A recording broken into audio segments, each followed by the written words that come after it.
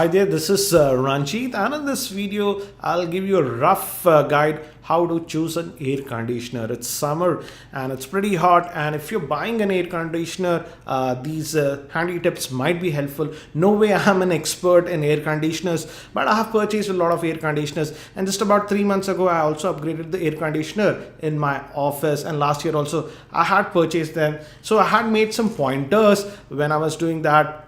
So I'll just share those things with you, and I hope that it might be helpful. And the first thing that you need to determine is the capacity, and air conditioners come in tonnage, so you need to determine that, and that will be determined by the area of your room or whatever. So be careful, don't just buy an air conditioner.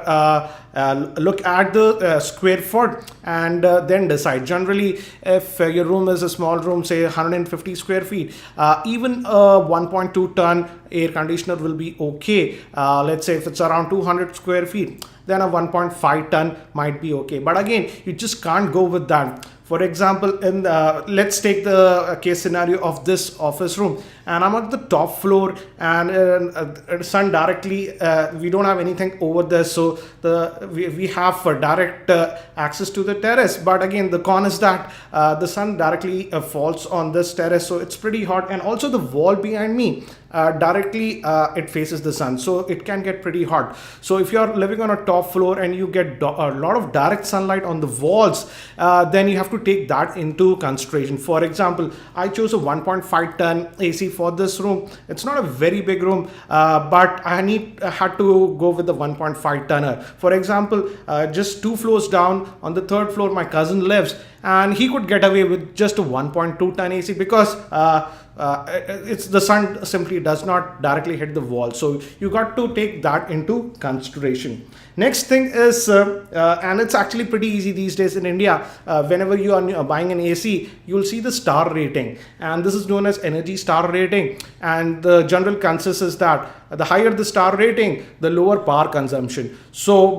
generally these days, even the 3-star ACs are pretty affordable, but when we move to 4 or 5-star ACs, it's a little bit on the higher side. But again, the higher the star rating, the lower the power consumption is. Also look at the ERR values. The higher the ERR values, the lower the power consumption is. Also, it's a good idea to look at even the actual power consumption in watts. For example, if you take my scenario, the old AC that I had in my room, it was a 2-ton LG AC, and if I recall, it used to consume 2450 watts of power. But the one that I upgraded last year, it's not an inverter AC, it's a regular AC, and that is also a 2-ton AC. But I think so that consumes just around 2150 watts. So as you can see, it consumes a little bit of less power. So look at those values also. Also regarding the tonnage, it's basically BTU. Generally, 1 ton AC has a cooling capacity of around 12,000 BTU. A 1.5 ton AC will have a cooling capacity of 1800 BTU, and a 2 ton AC will have a cooling capacity of around 24,000 BTUs. Also, as I mentioned, look at the power consumption in watts. Also, next very important thing is that we are having these new types of ACs known as inverter ACs. Should you go with those or not? For example, the one that I upgraded in my office 3 months ago, it's a Daikin inverter AC that I went for, not for a normal AC. And I would say the inverter AC has its advantages, and the con is that it's priced a little bit on the higher side. But again, I would say in terms of power consumption, it consumes a lot less power compared to conventional ACs. And I would say the biggest thing that I've noticed with inverter ACs is that with normal ACs, whenever the compressor starts, there is slight fluctuation, and when the compressor runs, the room gets really chilly, and when the compressor shuts off, the room might get a little bit warm. But that's not the case with the inverter AC. When I set the temperature, after some time, the temperature is almost constant at that. And what do you say, you don't get huge power spikes or something. Actually, you don't even notice when the compressor is running or not. In fact, let's say when you just enter the room, when you switch on the AC, the compressor might be running at 100%, but when it has attained its temperature, let's say 25 degrees Celsius or whatever you have set, then the compressor does not run at 100%. It lowers itself to about whatever 30-40% to maintain that temperature. So it's actually a lot more comfortable, I would say. Also, I did notice that these inverters ACs, the indoor unit does not make actually much noise. You don't even come to realize that the compressor is running or not. And also, yes, the power consumption is a little bit better on this inverter AC. That means they consume a lot less power. But I'll come to the myths part later on. Another thing you need to look at is the actual noise levels in decibels. Most of the ACs will specify that the lower the value, the better, the quieter the AC is. And also some of the advanced ACs, for example, I have this Daikin AC in my office.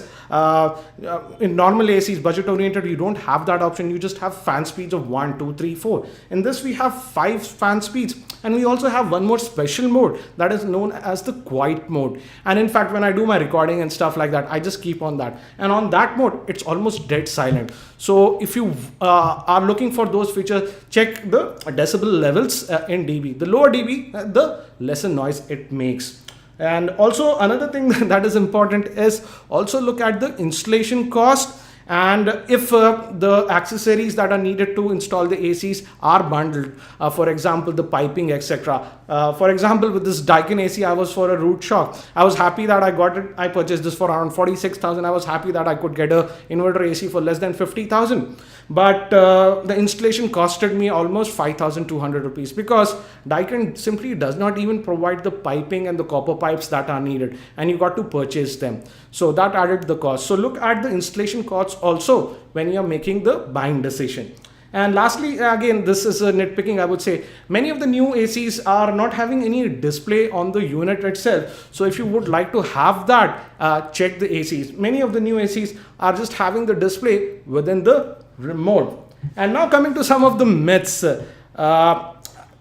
These marketing companies, etc., like to advertise that inverters ACs consume about 50 to 60% less power than conventional ACs. I would say that's a bit of a stretch. It's actually very difficult to calculate, but by my rough estimates, I would say this Daikin inverter AC that I'm using in my office consumes anywhere around, I would say, 25 to 30% less power compared to my old AC that I was using. But certainly it's not 50 to 60%. Also, this is another myth that I see. Many people have heard saying that you can buy a lower tonnage inverter AC compared to a conventional AC. For example, you can get away with, they say that buying a 1 ton inverter AC where you might be requiring a normal AC that is 1.5 ton. That is completely wrong, I would say. The tonnage is the same. So for example, if your room is requiring a normal AC of 1.5 ton, even when you buy an inverter AC, go with the same capacity that is 1.5 ton. And lastly, the question is, should you invest a little bit more in an inverter AC or just go for a normal AC? I would say it depends upon your usage. I would say if your usage is not very heavy and you just occasionally use the AC and in a typical day you use it less than 3-4 hours, then you can get away with the normal AC with a star rating of 3 or 5. But let's say if you use the AC a lot, for example, more than 8-9 hours in a day, then I would certainly suggest that you invest in an inverter AC. That way, in the long run, you will save a lot of money because the inverter ACs do consume a lot less power. So I hope that these points were helpful. And if you have upgraded from a normal air conditioner to an inverter based air conditioner, I would love to know your experience. And if you're seeing any drops in your power bills, how much is the actual percentage? If you can share that for our viewers, and I also want to know those facts. Again, I hope that this video was helpful. Thanks for watching. This is Ranjit, and I hope to see you in my next video.